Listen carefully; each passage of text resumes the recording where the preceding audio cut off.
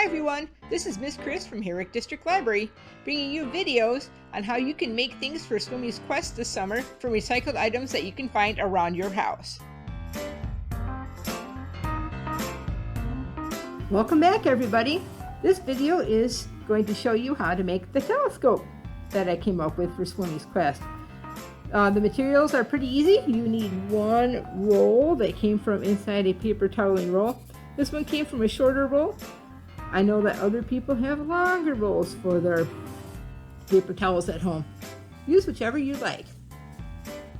This is your main telescope, and the directions are pretty easy. The only thing you really need to do is decorate this so you can make it pretty cool to take it on Swimmy's Quest with you.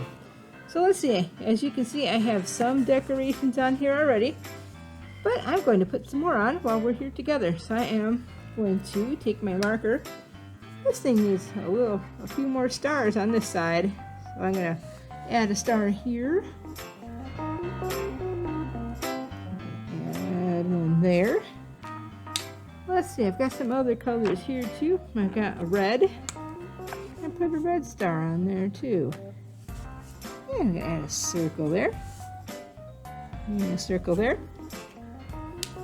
I know my decorations might be kind of simple, but if you have other things at home that you would like to decorate with, please feel free.